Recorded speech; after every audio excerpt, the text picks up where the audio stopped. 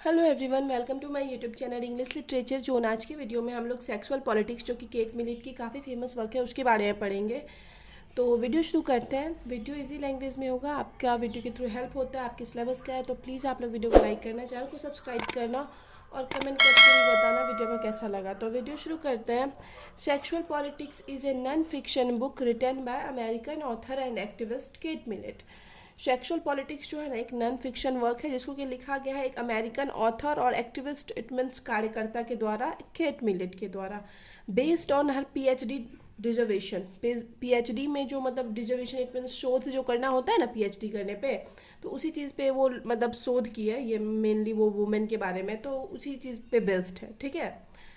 It proved a powerful weapon for women, मतलब एक powerful शस्त्र के रूप में ये प्रूव हुआ है। Who were battling against domination by man, तो जो मतलब बैटल कर रही है इट मीन्स युद्ध कर रही है, जो मेल का जो मतलब होता है ना, मैन का जो इस सोसाइटी पे मतलब प्रभाव है या फिर जो उनको ज़्यादा अधिकार मिला हुआ है, इस चीज़ के अगेंस्ट जो लड़ रही है वो तो उसके लिए, वैसी औरतों के लिए ये जो वर्क है एक पावरफुल, एक शक्तिशाली वेपन, शस्त्र के रूप में माना जाता है।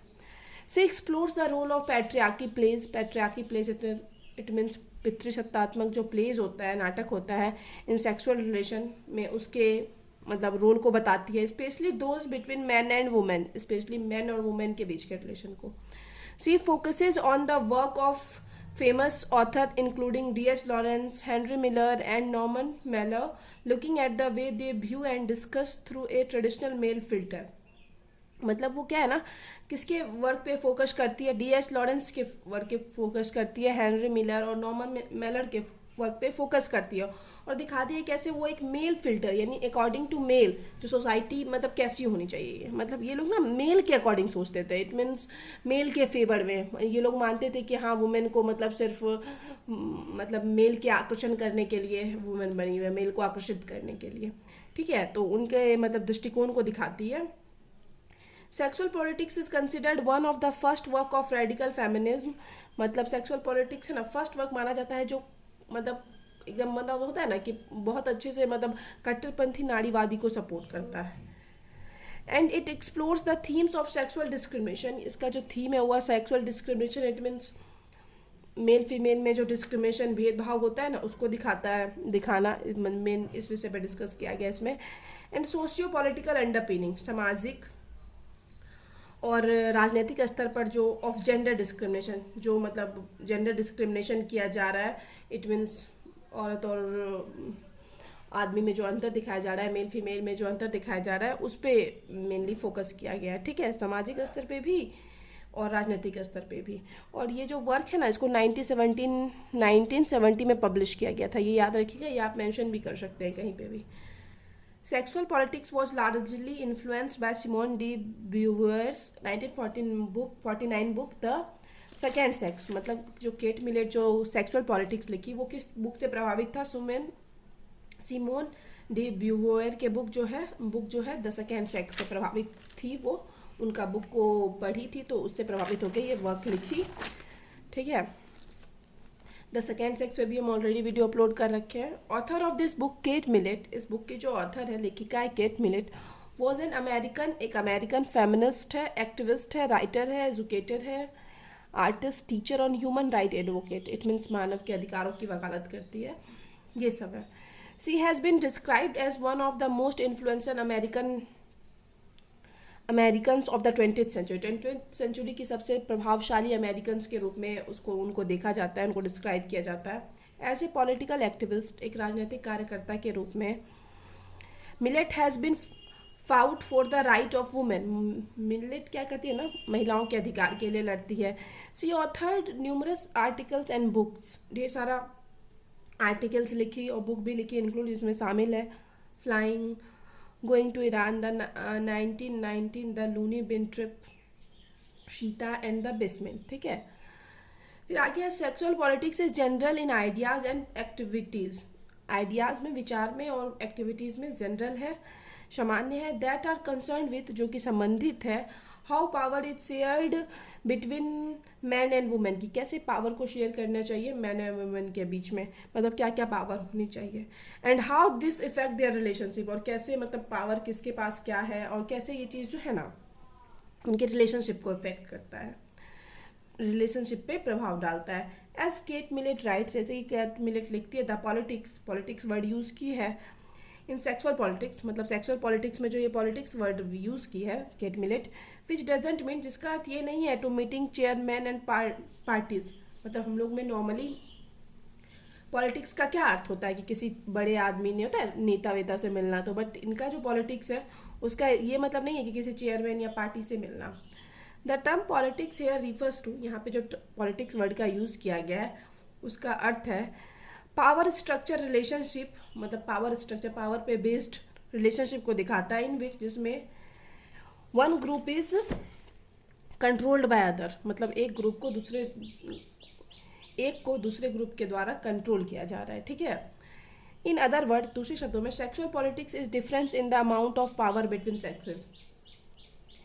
सेक्सुअल पॉलिटिक्स क्या है, मतलब डिफरेंस दिखाता है, अंतर दिखाता है पावर की अमाउंट, इट मीन्स मात्रा में, between sexes it means male और फीमेल, सेक्स का मतलब सेक्सेस का यहाँ पे मतलब है gender, gender it means male और फीमेल के बीच में पावर का जो मतलब मात्रा, जो डिफरेंस है, अंतर है, जो अलग अलग, मतलब फीमेल के हाथ में कम पावर है किसी भी चीज़ को लेके, मेल के हाथ में ज़्यादा है, तो उस चीज़ के अंतर को दिखाता है।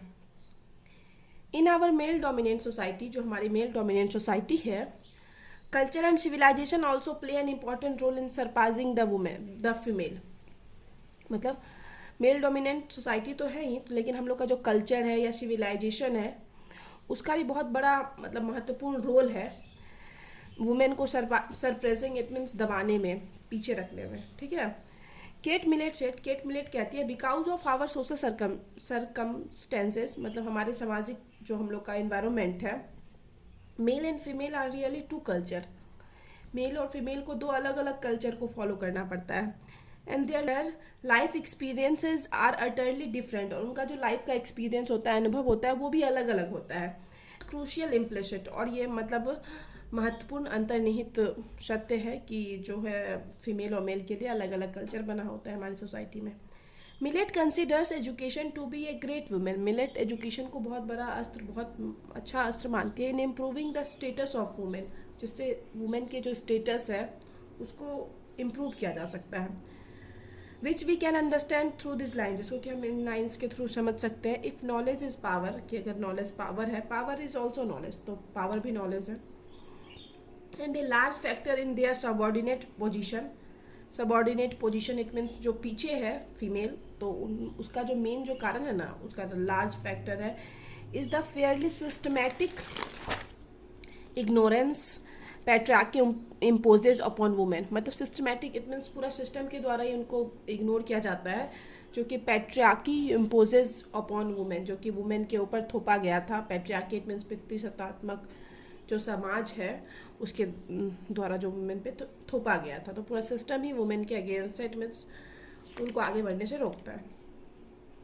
Allow the first phase of sexual revolution, जो सेक्सुअल रिवॉल्यूशन इट मीन्स जो हुआ था उसका जो पहला फेज था वॉज अल्टीमेटली इनकम्प्लीट, वो पूरी तरह से असफल रहा, अधूरा रहा। इन इट्स फेलियर, इसके फेलियर के बाद, टू ओवरथ्रो पैट्रियार्की रूल्स, मतलब ये क्या किया, वो जो पितृसत्तात्मक रूल्स था, नियम था, उस चीज़ को ओवरथ्रो नहीं कर पाया, इट मीन्स उखाड़ के फेंकना या फिर हटा देना, वो नहीं हो पाया। पहला जो सेक्सुअल रिवॉल्यूशन हुआ था उससे ये सब पॉसिबल नहीं हो पाया। The failure of sexual revolution, और वो जो फेल हुआ फर्स्ट फेज का, paved the way for the counter revolution, उसके बदले में एक और रिवॉल्यूशन हुआ। फिर एक होता है ना कि सेक्सुअल रिवॉल्यूशन पहली बार हुआ क्योंकि फीमेल को भी बराबर हक मिले, बट जब वो अनसक्सेसफुल हो गया मतलब इस चीज़ में, तो उसके मतलब प्रतिक्रिया में एक और काउंटर रिवॉल्यूशन किया गया।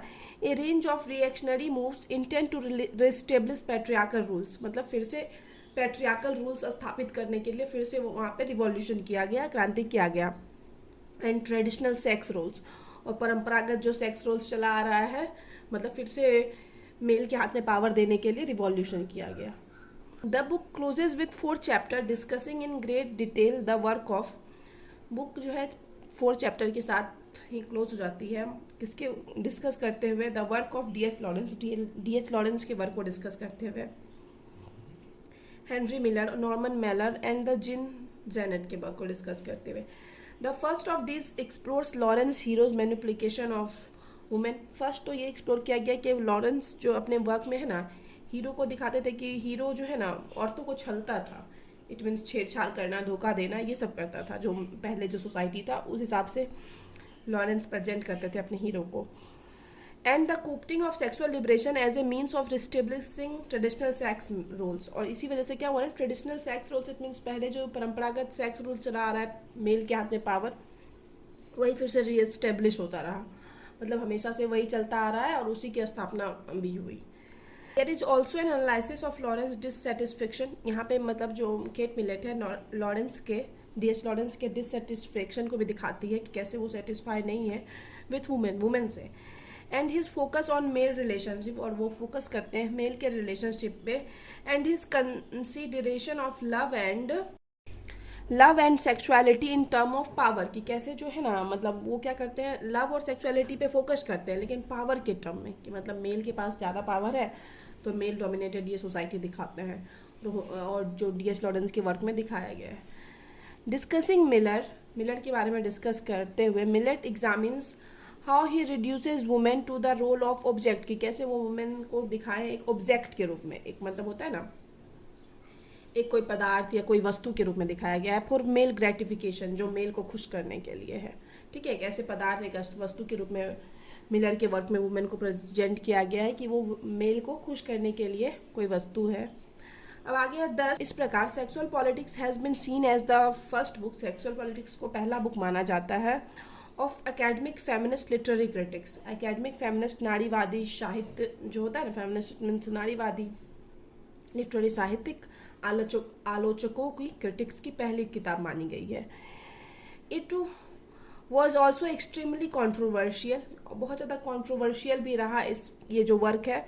द क्रिटिक्स हैं Camille Paglia called sexual politics. Camille Paglia जो है वो सेक्सुअल पॉलिटिक्स को बोलती है an atrocious book, it means एक अत्याचारी इस तरह से मतलब बुक को रिप्रेजेंट करती है।